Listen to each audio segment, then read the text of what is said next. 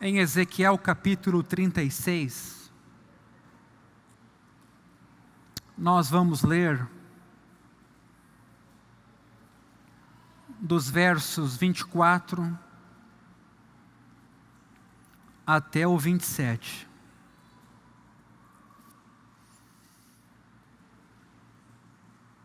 Vejam, esse é o 7º sermão em sequência, lidando com a missão de Deus no mundo e o nosso papel como coparticipantes dessa missão. Só que o nosso papel existe e é definido a partir da nossa identidade. Quem somos?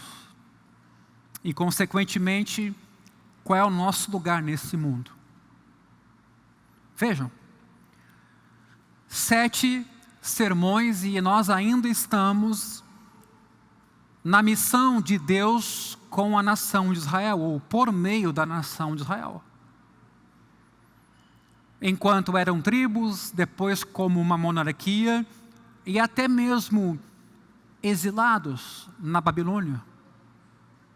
Em todos esses momentos, os profetas relacionavam-se com o povo e chamavam a atenção da nação de que o chamado persistia, a missão persistia.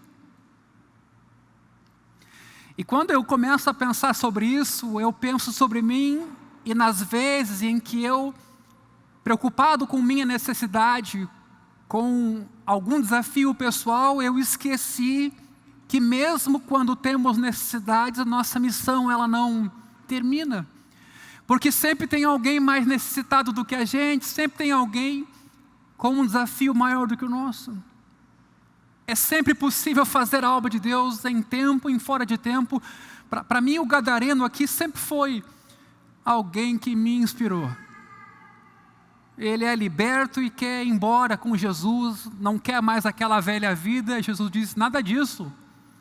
Agora vai e conta aos teus o que Deus fez contigo e como foi misericordioso com você.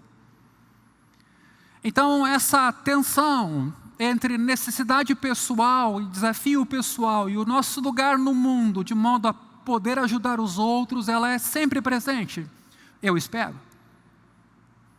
Porque sim, é possível que a gente sempre ache que tem necessidades e mais necessidades, e elas nunca se esgotam, de modo que nunca sobrou ou nunca vai sobrar tempo para servir. Veja, isso tem tudo a ver com o Evangelho que veio nos libertar de nós mesmos para sermos servos de Deus, amarmos a Ele e amarmos aos outros. O conceito de serviço é um belo remédio para a gente lidar com o egocentrismo. É evidente que nós somos carentes e necessitamos do amor de Deus e do seu perdão. É evidente que nós somos necessitados, senão nem estaríamos aqui.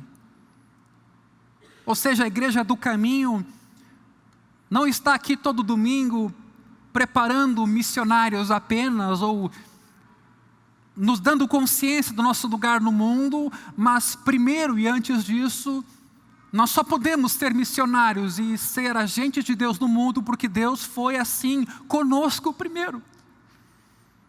E Ele fez uma obra maravilhosa em mim, em você, nos perdoou, nos deu lucidez, senão nós nunca estaríamos num domingo à noite aqui. Faríamos qualquer outra coisa. Sabe-se lá se estaríamos casados. Sabe-se lá se teríamos filhos. Então, as perguntas sobre o nosso lugar no mundo têm a ver, sim, com o que Deus fez em nós. E a leitura do texto de Davi, que eu fiz logo no começo, foi proposital para indicar que Davi é agraciado com perdão, com misericórdia, com um espírito agora voluntário. E ele tem consciência de que ele não pode reter isso, mas que ele precisa contar às outras pessoas como Deus foi bondoso com ele.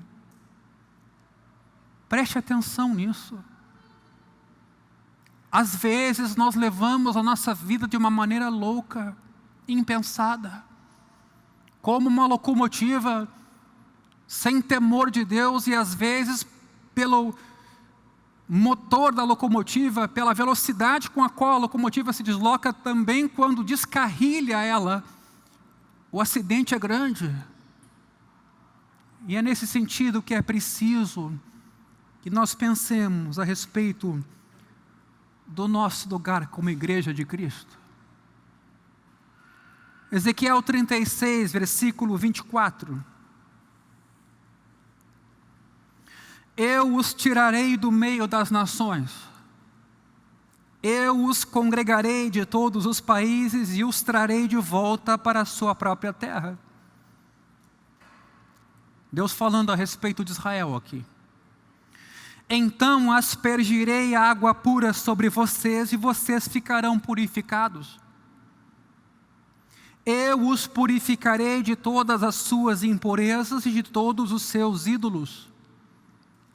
Como é bom ouvir isso aqui, porque parece ser um ato unilateral que depende do nosso Deus. Que bom que Ele promete lidar com os nossos ídolos.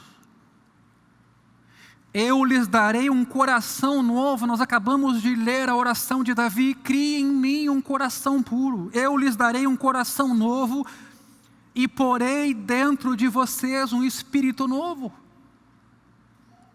Olhamos em todo o tempo, não precisa esforço, pessoas cansadas da vida, sobrecarregadas, angustiadas, abatidas. É como se tudo tivesse que começar de novo. Um espírito novo. Tirarei de vocês o coração de pedra e lhes darei um coração de carne.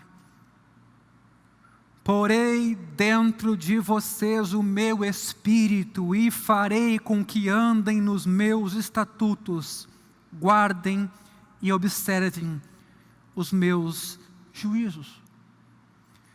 Que alegria ouvir o nosso Deus por meio do profeta dizer tal palavra de esperança. Porque de verdade, quando a gente olha para nós mesmos, a gente enfrenta um certo desânimo, caímos nos mesmos erros. Quando nos damos conta, somos ignorantes e irados com pessoas que amamos. Atropelamos por uma ansiedade absoluta as coisas no seu fluxo normal de vida. E de uma certa maneira, embora nos esforcemos, continuamos de novo a praticar os mesmos erros que tanto deploramos. Que na hora até a gente não enxerga, mas depois nos trazem consequências. Mas veja o que esse texto nos diz, que Deus vai lidar com isso. Que Deus vai dar um jeito nessa questão. Ele não vai negar que a gente não tem problema, não vai dizer que a gente não tem pecado, e não vai dizer também que é simples de resolver. É um preço caro lidar com esse problema, e o problema é grave. Mas Deus é o nosso Deus, e Ele tem uma promessa aqui. Inclusive transformar o nosso coração e derramar sobre nós do seu Espírito. Mas veja, o chamado de Israel, para que Israel fosse uma bênção para as nações, não foi silenciado, não foi obstruído quando Israel foi para a Babilônia. Daniel, Sadraque, Mesaque, Abednego são um pequeno exemplo disso. Nem quando Israel viveu no meio de poderosos impérios como Pérsia, Grécia ou Roma, mesmo assim, eles, com os recursos que tinham e pela graça de Deus, davam testemunho de Deus. Nem mesmo quando viveram na diáspora no Egito, durante 400 anos. De alguma maneira ali, Deus se fez conhecido, Faraó que o diga. Faraó que o diga. A vida de Israel assumiu formas diferentes nesses contextos diferentes. A identidade da nação precisou ser sempre nutrida de novo. Israel precisou ser relembrado do seu lugar no mundo, porque por vezes achou que Deus o havia abandonado, se esquecido, o plano de Deus havia falhado. E incrivelmente, com todos os altos e baixos, o profeta ou os profetas vinham e diziam: mas esse não é o fim, eu os congregarei de todos os lugares do mundo, eu perdoarei os pecados de vocês. Por isso, Israel, mesmo no exílio e depois do exílio, continua sendo aquele povo, a fim de que, conforme temos lá em Pedro, um povo abençoado para que possa abençoar a outros. Veja que na área da contribuição é o pensamento que o Novo Testamento também nos apresenta. Não é para que alguns tenham muito e outros nada, mas que na generosidade de Deus para conosco se manifeste uma generosidade nossa entre nós. Sempre é assim, Deus dá e você compartilha. Sempre, em qualquer coisa. Você é agraciado e você compartilha a graça recebida. Por isso Israel, então, abençoado que foi, desde Abraão e da aliança no Sinai, é convidado agora a participar da missão de Deus no mundo.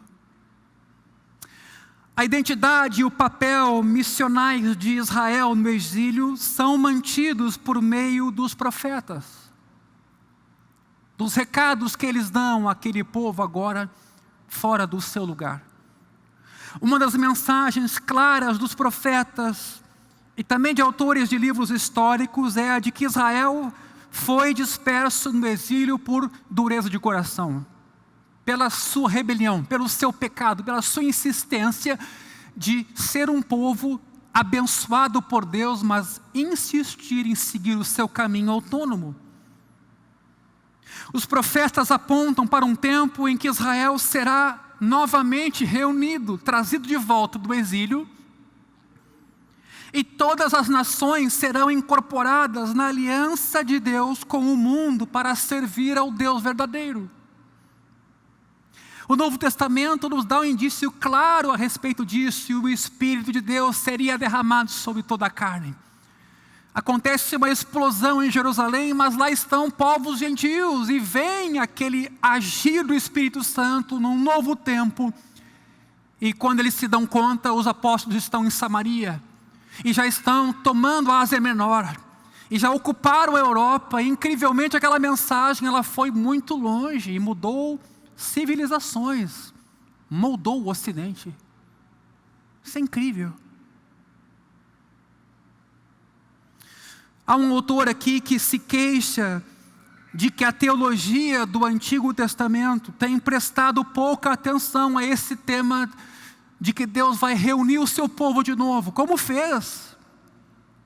Por que não dizer em 1948, quando Jerusalém renasce das cinzas? A ONU reconhece aquela nação. O meu tema aqui não é político, o meu tema é entender todo esse desfecho e desenrolar da história, pensando que a promessa de Deus é muito antiga. Quem imaginaria que o hebraico seria recuperado como língua viva? Todo mundo sabe que uma língua para morrer não precisa muito, pois o hebraico que se fala em Israel hoje é o mesmo hebraico que nós temos nas Escrituras. Os cultos, inclusive, entre judeus, mantêm o mesmo hebraico cultico, litúrgico.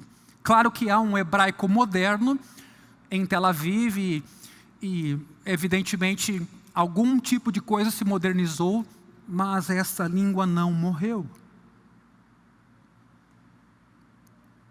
Esse tema, então, do ajuntamento do povo disperso, é fundamental para entendermos o lugar de Israel no plano de Deus. Ouvimos sobre essa promessa já em Deuteronômio 30. Veja no versículo 1 de Deuteronômio 30, nós vamos ler agora juntos. Quando todas estas coisas vierem sobre vocês, a bênção e a maldição que pus diante de vocês, se vocês se lembrarem delas, entre todas as nações para onde o Senhor, o seu Deus, os lançar, e voltarem para o Senhor, seu Deus, vocês e os seus filhos, de todo o seu coração e de toda a sua alma, e derem ouvidos à sua voz, segundo tudo o que hoje lhes ordeno, então o Senhor, seu Deus, mudará a sorte de vocês e se compadecerá de vocês, e os reunirá de todos os povos entre os quais o Senhor, o Deus de vocês, os havia espalhado. Note essa promessa aqui. Adiante.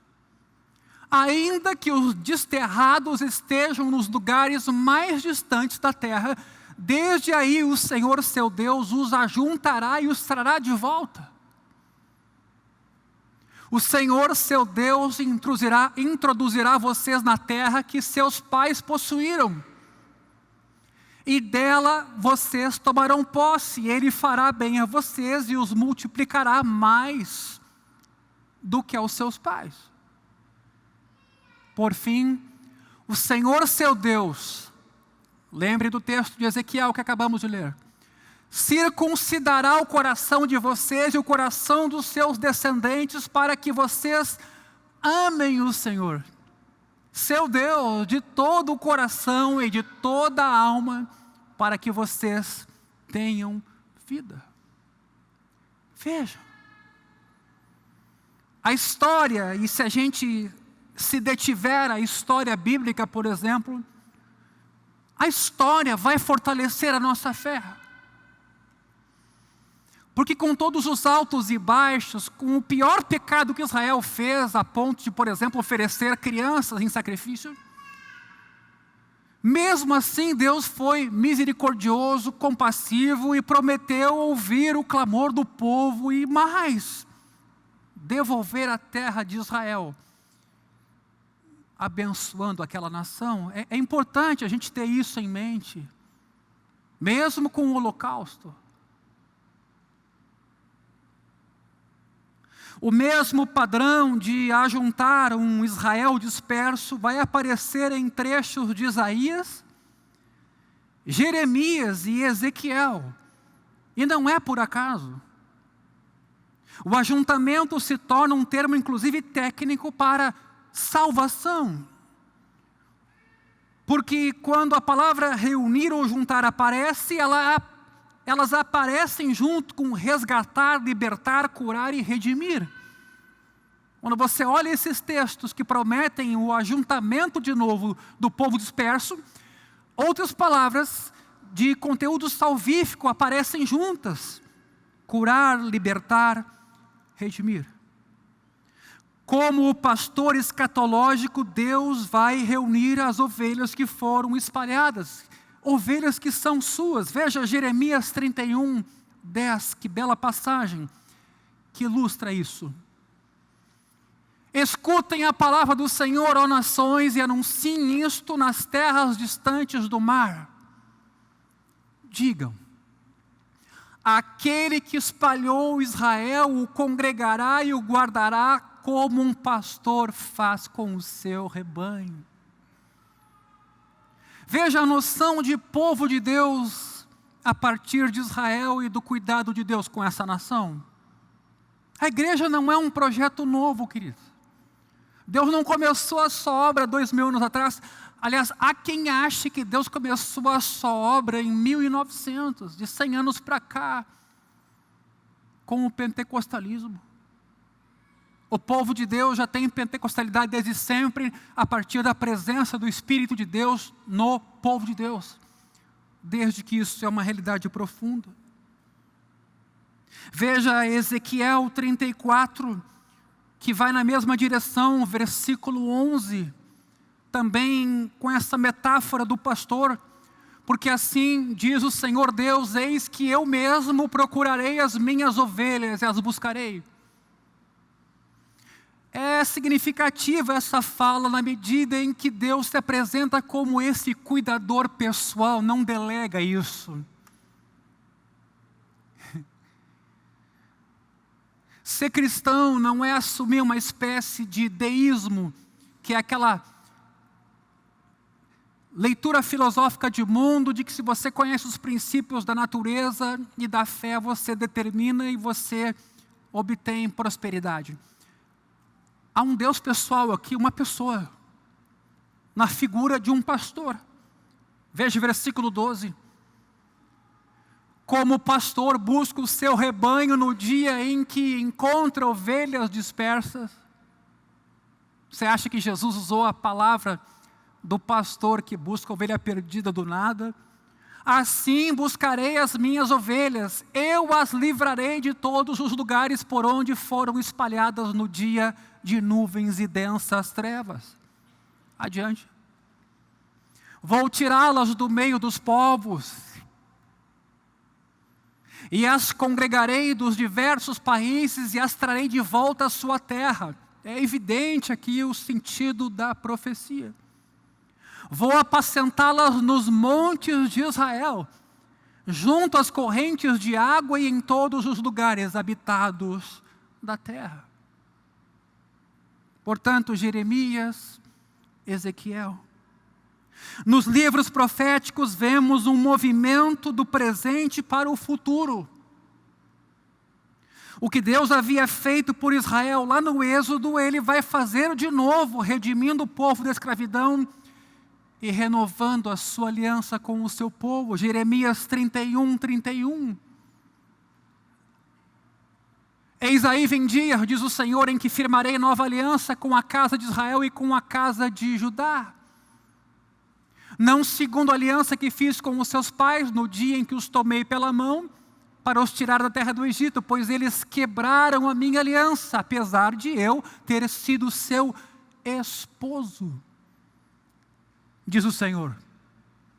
Porque esta é a aliança que farei com a casa de Israel depois daqueles dias, diz o Senhor, na mente lhes imprimirei as minhas leis, também no seu coração as inscreverei. Eu serei o Deus deles e eles serão o meu povo. Meu irmão, preste bem atenção no que Deus está dizendo por meio de vários instrumentos a respeito do seu amor, do seu cuidado, de que Ele não desistiu, de que Ele vai cumprir a sua promessa e já fez isso na história bíblica. O que temos por ver ainda pela frente? Veja o 34. Não ensinará jamais cada um ao seu próximo, nem cada um ao seu irmão, dizendo, conheça o Senhor, porque todos me conhecerão, desde o menor até o maior deles, diz o Senhor, pois perdoarei as suas iniquidades e dos seus pecados jamais me lembrarei. Por isso ninguém deve desistir. Por mais difíceis que sejam nossos caminhos, por mais negativa que seja a imagem que temos de nós mesmos, por mais que reincidamos nos mesmos erros, nós temos um Deus que nos deseja, que busca por nós, que perdoa nossos pecados e promete esquecê-los. Os profetas deslocam o nosso olhar então para o futuro, para o cumprimento dessa promessa. O futuro em que veremos o povo de Deus reunido como uma nação. E como certo autor disse, assim o povo de Deus se torna um conceito escatológico. Deus será novamente o Deus de Israel e Israel será novamente o povo de Deus. Essa imagem de futuro escatológico promete que Deus vai então ajuntar o seu povo. Ezequiel oferece um vislumbre de como isso vai acontecer no texto que lemos hoje logo no início. Embora Israel tenha fracassado em sua missão e profanado o nome do Senhor, Deus afirma que agirá para que as nações saibam que Ele é o Senhor. Veja Ezequiel 36, versículos 22 e 23, um texto animador inclusive para todos nós pecadores. Ezequiel 36, 22. Portanto, diga à casa de Israel, assim diz o Senhor Deus, não é por causa de vocês que eu faço isto, ó casa de Israel, mas pelo meu santo nome, que vocês profanaram entre as nações para onde foram. revelarei a santidade do meu grande nome, que foi profanado entre as nações, o qual vocês profanaram no meio delas. Agora veja. As nações saberão que eu sou o Senhor, diz o Senhor Deus, quando eu manifestar a minha santidade diante delas. Como? Por meio de vocês. Esse povo pecador, rebelde, que reincide no erro, Deus está prometendo fazer uma nova obra de tal monta com esse povo, que por meio desse povo, em quem Ele vai agir, Ele vai manifestar, vai revelar a sua santidade. Queridos, esse ajuntamento e reconstituição do povo de Deus vai acontecer, segundo o profeta, nos últimos dias. Quando Israel for restaurado ao seu chamado original, então as nações vão conhecer ao Senhor. Israel restaurado, reunido e purificado, vai voltar a cumprir sua vocação de ser luz para as nações. Conforme Isaías 2:3, uma bela passagem, por sinal, que já lemos aqui. Quando Israel for restaurado, os povos virão e dirão: venham e subamos ao monte do Senhor, ao templo do Deus de Jacó, para que nos ensine os seus caminhos. E andemos nas suas verdades, porque de Sião sairá a lei e a palavra do Senhor. De Jerusalém, alguns conhecem um cântico bastante antigo, inclusive, que diz exatamente isso. Israel desempenhará um papel crucial em tudo isso. Um elemento decisivo da concepção profética da peregrinação das nações a Sião é que os gentios, fascinados pela salvação visível em Israel, são impelidos ao povo de Deus por vontade própria. Eles vão a Sião. Eles querem saber. Eles não se tornam crentes necessariamente, mas eles estão fascinados com o que Deus está fazendo no meio daquele povo. E Deus começa a atraí-los. Por isso os textos proféticos falam principalmente da luz radiante que brilha a partir de Jerusalém. Vejamos Isaías 60, versículo 2 e 3. Pois eis que as trevas cobrem a terra e a escuridão envolve os povos. Mas sobre você aparece resplandecente o Senhor, e a sua glória já está brilhando sobre você. Adiante. As nações se encaminham para a sua luz, ó Jerusalém, e os reis são atraídos para o resplendor do seu amanhecer. O texto de Zacarias 8, 23 vai na mesma direção. Olha que interessante esse texto na última frase. Queremos ir com vocês porque ouvimos que Deus está com vocês. É inevitável que diante desse cenário nós pensemos sobre o nosso momento enquanto igreja cristã, a nível institucional, mas a nível orgânico também. Qual é a presença que a igreja tem marcado no nosso tempo, no nosso país, com a sua identidade?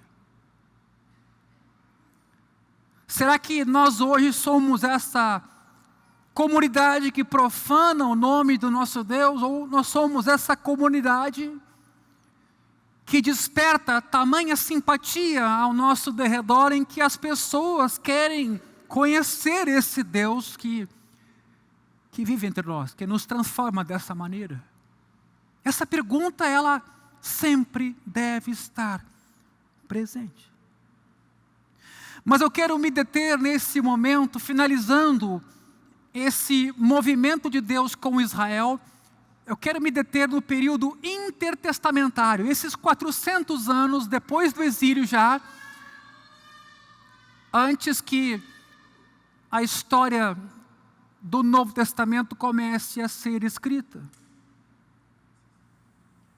A história do Antigo Testamento termina com fracasso. mas também com esperança. Israel fracassa em seu chamado porque não foi luz para as nações, foi vencido pela escuridão ao seu derredor, amou os ídolos das nações vizinhas. Deus havia julgado e enviado o povo de Israel ao exílio. Apesar disso, os profetas acenderam no coração do povo que havia sido disperso uma pequena chama de esperança. Não era o fim. Nos últimos dias, Deus agora vai agir por meio do Messias e pelo seu Espírito para restaurar seu governo sobre todas as nações e sobre toda a criação.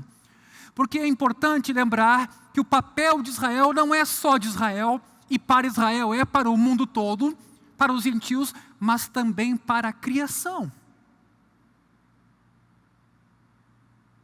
Deus vai reunir e purificar Israel, o templo será reconstruído, a terra será purificada, a Torá será obedecida, Deus será rei novamente do seu povo.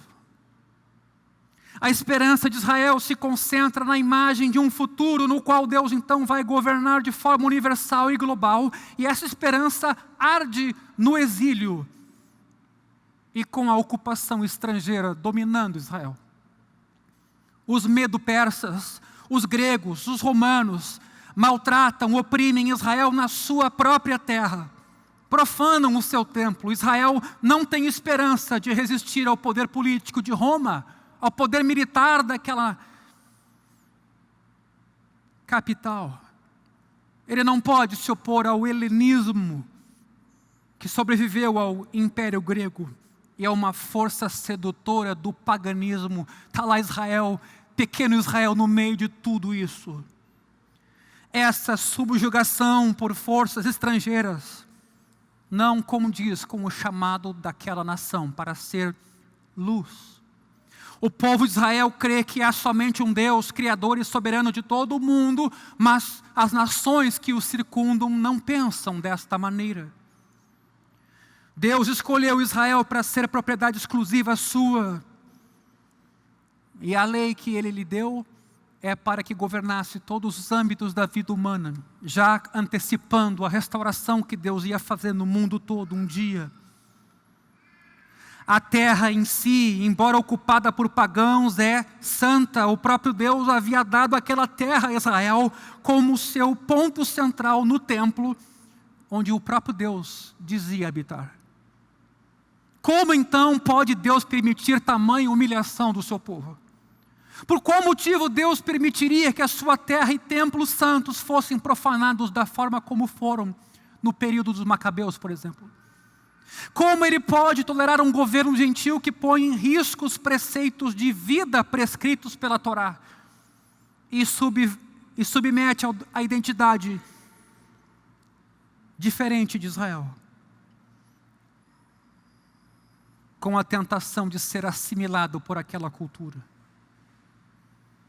Na promessa que Deus faz de reunir e restaurar Israel, um Israel cansado, mesmo assim mantém alguma esperança.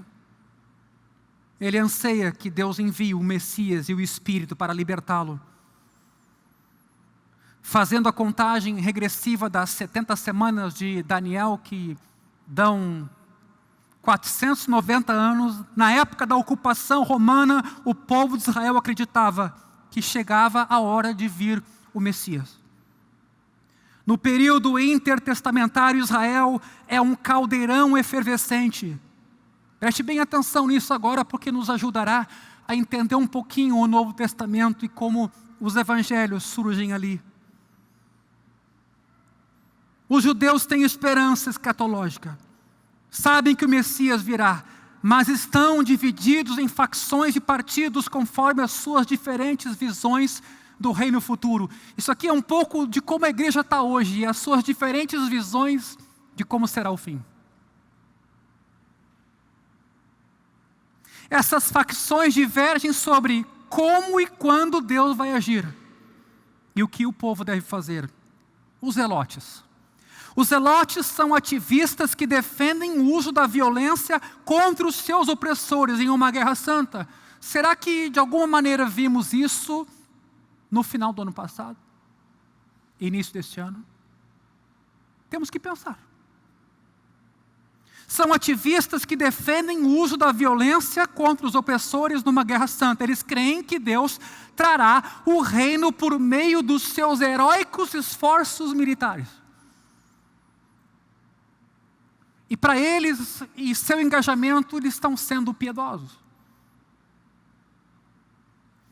De forma contrastante, os essênios já são mais na sua, são quietistas. Defendem um afastamento da contaminação do paganismo e eles oram para que o reino de Deus venha. Mas aos fariseus também. Os fariseus são sectários que procuram estabelecer limites àquela ameaça pagã, como? Por meio de práticas rigorosas. Circuncisão, guarda do sábado, guarda das leis de purificação, e isso, dizem eles, protegerá a identidade da aliança de Israel, de ser profanada. Eles, sem dúvida, os fariseus acreditam que Deus agirá para libertar Israel do seu inimigo, se eles se mantiverem afastados da contaminação. Mas há um quarto grupo, os saduceus. Os saduceus seguem a trilha da cumplicidade oportunista. O que eles fazem? Eles fazem concessões aos poderes de ocupação. Para eles manter o status quo, ter certa amizade com Roma e agir conforme a conveniência é o que vai fazer a nação não ser destruída. Note, cada um desses grupos aparentemente tem uma boa intenção e aparentemente tem alguma verdade naquilo que entende dever fazer. Embora haja diversidade na maneira que as diferentes facções em Israel compreendem a vinda do reino e o chamado de cada uma dessas facções, o que eles devem fazer? Há uma base comum sobre a qual todos os partidos podem construir uma vida em conjunto. Isso aqui é curioso. Na verdade, o fato de Jesus desafiar e balançar essa base é que possibilita que essas facções então se unam contra ele. O que as facções judaicas compartilham, por ironia, é uma profunda compreensão equivocada do chamado de Israel. Um exclusivismo que assevera o privilégio de Israel em detrimento dos pagãos, dos gentios. Em suas experiências de ocupação opressiva, eles cultivam atitudes de separatismo, ódio e vingança com os gentios.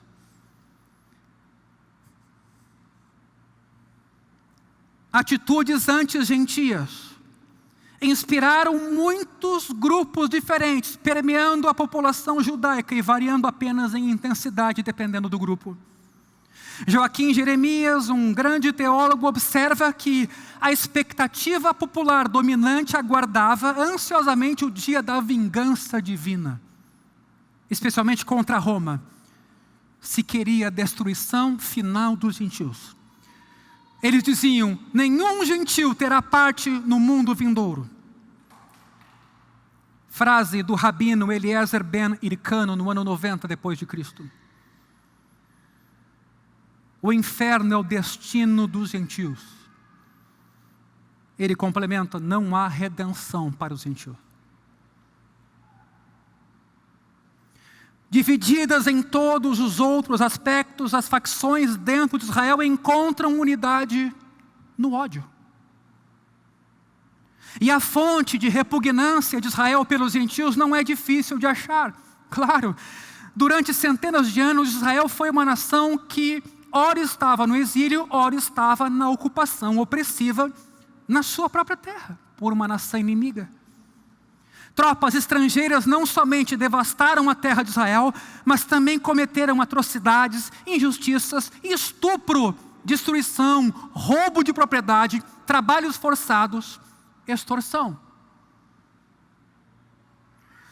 Seria bom nós pensarmos neste nosso momento, enquanto igreja cristã, também para movimentos eventualmente políticos, ideológicos ou até governamentais. Tem um autor aqui chamado Martin Engel que observa que para a população judaica simples era quase que inteiramente uma história de exploração opressiva, brutalidade indescritível e esperanças frustradas. Bom, a gente viu o que aconteceu também com os discípulos de Jesus. As grandes perseguições do primeiro e segundo século da era cristã. Cristãos sendo colocados como tochas vivas em Roma, por Nero. Coisas brutais. Qualquer povo experimentaria uma opressão dessas como um fardo. É evidente, Israel está louco para que justiça seja feita. Porém, a autocompreensão de Israel torna especialmente encolerizante. O povo de Israel possui um estado especial, um Deus poderoso e uma terra santa. Então, no período intertestamentário, a esperança havia sido postergada há muito tempo e se transformou em ódio. Desejo de vingança, finalmente contra os opressores. Meus irmãos, não há como não lembrarmos aqui uma das grandes falas do apóstolo Paulo: não te deixes vencer pelo mal, mas vence o mal com o bem. Quantas são as vezes que nós somos tentados nessa direção também, mesmo dentro de casa, no trânsito, com um colega de trabalho, com um administrador, um chefe. Somos tentados a revidar e a agir nesse espírito colérico. Na esperança de Israel, o destino final das nações está vinculado com o que Deus vai fazer quando o seu reino aparecer então nos últimos dias. Mas a expectativa é essa: Deus julgará os gentios. Nos profetas do Antigo Testamento há uma mensagem dúplice. Eu queria que você ouvisse isso agora, para perceber que sim, também há juízo prometido para os gentios. Por um lado, há promessas de bênção e salvação para as nações. Veja Isaías 49, versículo 6. Isaías 49, versículo 6. Podemos ler a última frase: farei também com que você seja uma luz para os gentios, para que você seja a minha salvação até os confins da terra. Nesse mesmo livro de Isaías, capítulo 19, versículos 24 e 25, na mesma direção. Inclusive já lemos esse texto num outro momento, mostrando como Deus será bondoso com os egípcios e os assírios, com tudo o que esses povos fizeram com Israel. Versículo 25. Bendito seja o Egito, meu povo. Imagina. Bendita seja a Assíria. Olha o que a Síria fez com as 10 tribos do norte. Obra das minhas mãos. E bendito seja Israel, minha herança.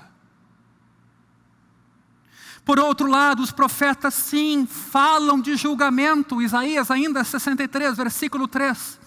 Um texto muito duro.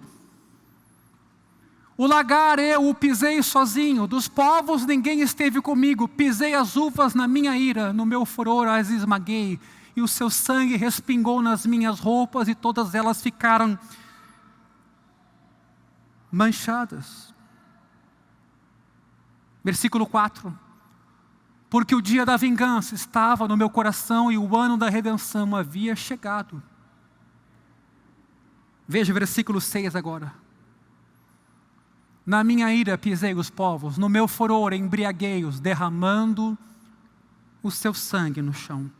Então essa ambiguidade, ela existe: juízo e misericórdia, ira e esperança de salvação, inclusive para os povos pagãos. Os profetas do Antigo Testamento não propõem que se reconcilie essas duas dimensões da profecia, juízo e salvação.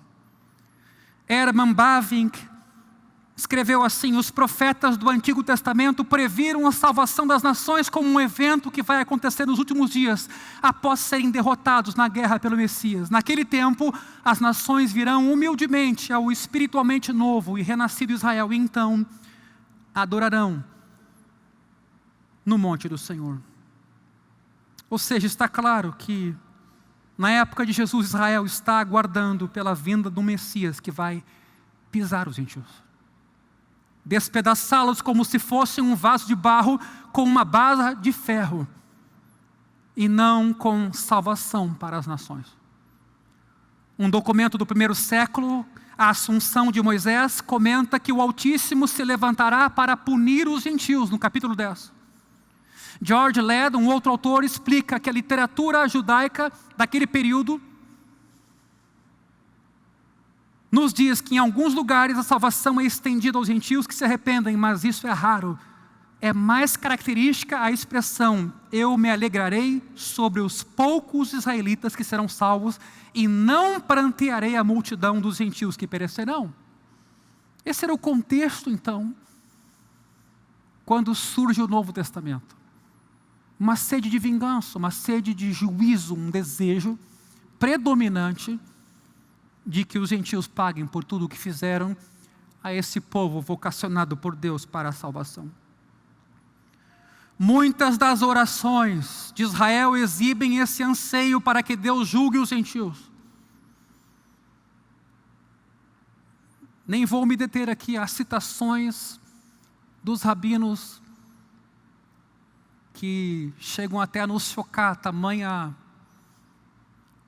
a atitude de desejo para julgamento às nações opressoras.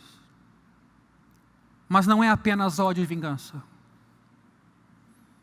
mas há também atitudes de separação e segregação, modelando as relações de Israel com as nações. A identidade distinta de Israel e sua maneira de viver prescrita pela Torá são ameaçadas pelo poder da cultura de Roma, pelo helenismo. A transigência, entrar em acordo de alguns judeus e a cultura pagã desencadeia uma acusação reacionária e uma recriminação entre Israel. Explico. Esse é o contexto em que precisamos entender os debates relativos ao sábado, circuncisão e leis alimentares e de purificação que ocupam tanto tempo nos escritos judaicos e também nos evangelhos. Talvez a mentalidade judaica de separação e segregação em relação aos gentios seja vista como mais clara nos 18 decretos aprovados no primeiro século para evitar a profanação e contaminação dos judeus por parte dos pagãos. Rigorosas leis alimentares e de purificação são altos muros culturais levantados para mantê-los separados dos gentios. Todas as casas e pertences dos gentios são impuros. Os judeus deviam então evitar a comunhão à mesa com os gentios e proibir seus filhos e filhas de se casar com eles. Interessante quando a gente lembra de Israel na Babilônia. Gentios são proibidos de se aventurar a entrar no templo, além do pátio dos gentios, lá fora. Na verdade, o templo se tornou um antro de revolucionários violentos, exigindo segregação dos odiados gentios, em vez de uma casa de oração para a qual todas as nações são convidadas a cultuar o Deus de Israel, como vemos em Marcos 11:17. Meus irmãos, é preciso pensar sobre o nosso lugar no mundo hoje. É preciso pensar também sobre como as notícias e esse tempo nos estimulam, nos nutrem e nos dão elementos para discernirmos o nosso lugar neste mundo. Eu repito que foi bondade de Deus que algumas coisas do ano passado não se repetiram neste ano. A igreja associada ao poder, quando ela não sabe lidar com um poder servil, e ela confunde o seu papel de povo de Deus para um papel meramente civil e gestor, a igreja perde a sua identidade, perde o seu lugar. E sou muito franco com vocês, estou muito assustado com esse nosso momento político. Mas eu tenho que saber qual é o nosso lugar. Você tem que saber qual é o seu lugar. Nós somos o povo de Deus. A fim de proclamar as boas novas, as virtudes daquele que nos chamou das trevas para a sua luz. Veja, fomos chamados para isso. Isso não significa que homens e mulheres de Deus, ou a igreja mesmo, não faça denúncia do que está errado, do que está corrompido, do que está claramente sendo colocado com a maior cara de pau e com toda a mentira possível. Mas essa ira tem que ser santa. Essa reação de não conformidade, de reprovação de todo o mal que está aí, não pode ser hipócrita, de modo a nos esquecermos da grande trave que está no nosso olho, para então, lidando com ela, vermos claramente, podemos lidar com o que está fora de nós. Esse é um dos motivos pelos quais estamos aqui hoje. Afinar nossa bússola, nos ajudarmos mutuamente no discernimento e na compreensão espiritual das coisas, e por que não dizer a partir da história bíblica do que Israel passou e como foi tentado para não repetirmos os mesmos erros, ainda que, repetindo os mesmos erros, Deus será também misericordioso e nos perdoará. Mas temos que aprender. Temos que aprender.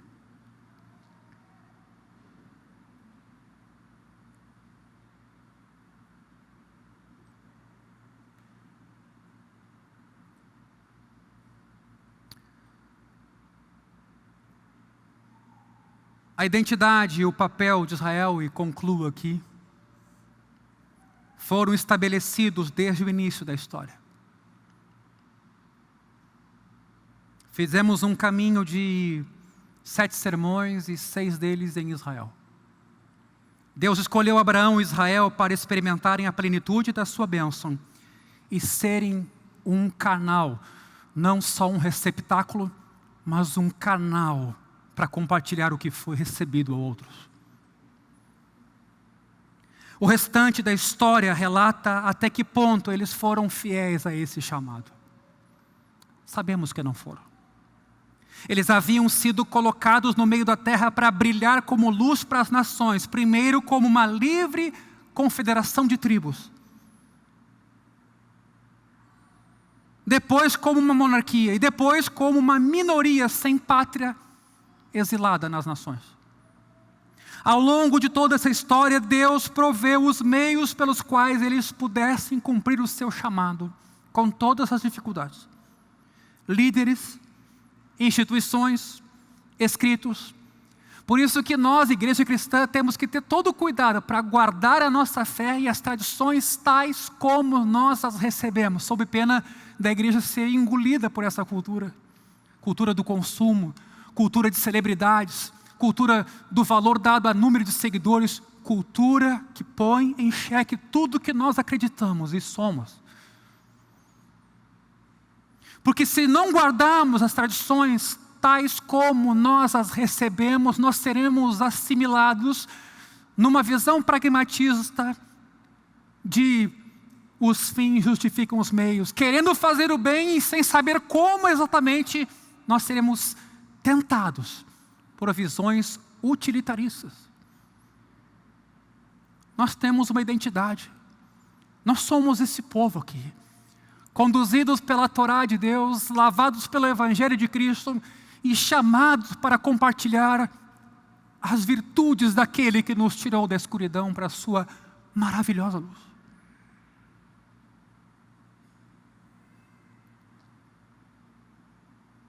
Ao longo de toda a história, Deus proveu os meios. Quando o propósito original de Deus de levar bênção a todas as criaturas foi impedido, lá em Gênesis 3, desde o começo, o homem e a mulher quiseram autonomia. Deus escolheu então Abraão em Gênesis 12 e seus descendentes para levar bênçãos às nações, a fim de restaurar a humanidade, a sua vocação original. Este é o sentido do papel de Israel. Como vamos esquecer os nossos vizinhos, amigos e colegas de trabalho? Como vamos esquecer dos nossos familiares? Como vamos esquecer daqueles que têm visão política oposta à nossa? Que argumento? Porém, como eleitos de Deus, Israel foi um fracasso. Seja por impedimentos externos e militares ou internos e éticos, Israel não cumpriu o seu propósito para o qual foi escolhido. Deus então enviou os seus agentes designados como representantes para solucionar a questão, começando com Moisés, depois juízes, reis davídicos, até a longa lista de profetas. Gente, o Antigo Testamento tem um motivo de estar ali. Todos eles compartilhavam um chamado em comum: restaurar o povo de Israel ao seu chamado de levar bênçãos às nações, de tal maneira que restaurassem os seres humanos. Ao chamado deles, seres humanos. De modo que Israel mediava então a bênção de Deus para a terra e as suas criaturas. O problema, como ouviam os profetas, estava no coração de Israel. Ele era desesperadamente perverso, corrupto, enganoso. Israel precisava de um novo coração, de um novo espírito. Precisava que a lei de Deus fosse internalizada no seu íntimo. Assim, então, somente então, o povo poderia cumprir esse mandato que Deus havia dado, de ser uma ilustração palpável, concreta, visível e viva do propósito de Deus para a vida humana. Não é ódio, não é segregação, não é exclusivismo, não é indiferença, não é injustiça. É compartilhar que em Cristo Deus reconciliou consigo o mundo. A história do Antigo Testamento aponta para um tempo futuro, em que somente um povo então agora reunido e restaurado, e por meio dele, os propósitos de Deus se cumprirão. Queria que você baixasse sua cabeça nesse momento.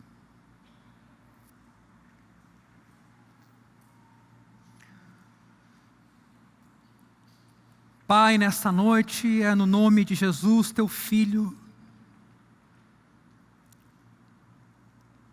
que falamos com o Senhor, que levantamos nossa voz e pensamos nosso lugar no mundo, em Porto Alegre, com tudo o que temos e somos. Pensamos no nosso lugar junto com nossa família, no nosso lugar onde eu trabalho, no meu lugar nessa comunidade aqui, nesse bairro, nessa cidade. Porque eu também sou teu povo. Eu sou sucessor do teu povo na antiga aliança, eu fui chamado gentil. Graças a Deus que o Evangelho não me odiou. Graças a Deus que os meus pecados sim faziam com que por natureza eu estivesse sob a ira de Deus. Mas Deus, sendo rico em amor, grande em misericórdia, estando eu morto em delitos e pecados,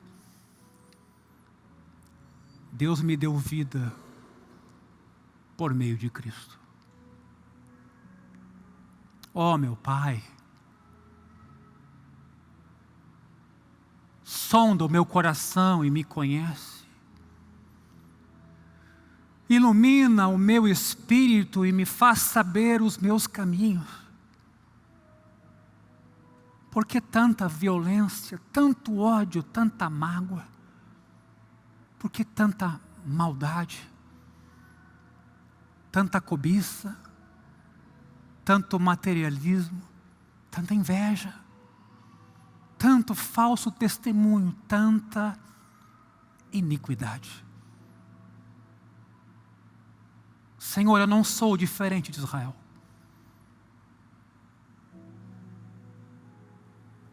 Eu olho para a história do teu povo e invoco a tua misericórdia. Eu peço o teu perdão e peço, me ajuda. Me ajuda.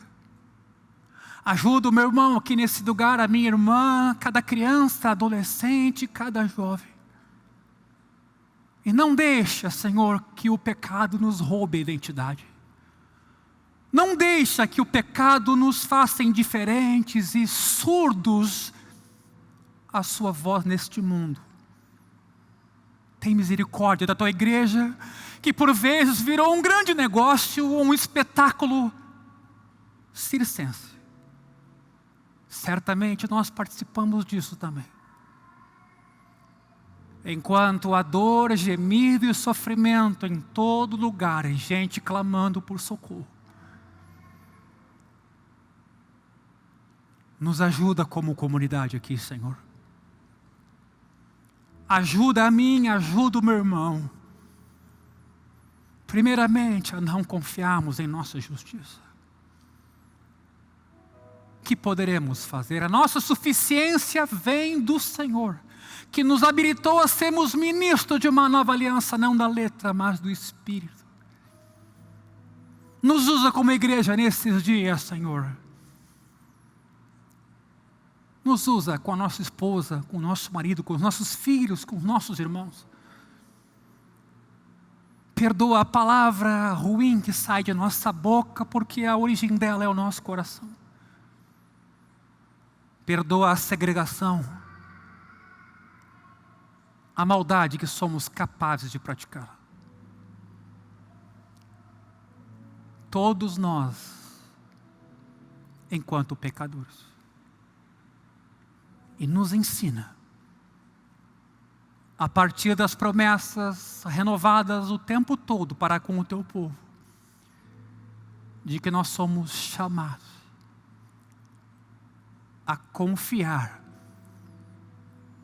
nas tuas misericórdias, no teu amor e na tua graça. Eu, junto com os meus irmãos hoje aqui, confesso que sou um pecador, que precisa da tua graça todos os dias, em todas as horas dele, que precisa que o Senhor me guarde da tentação, no falar, no agir e no pensar,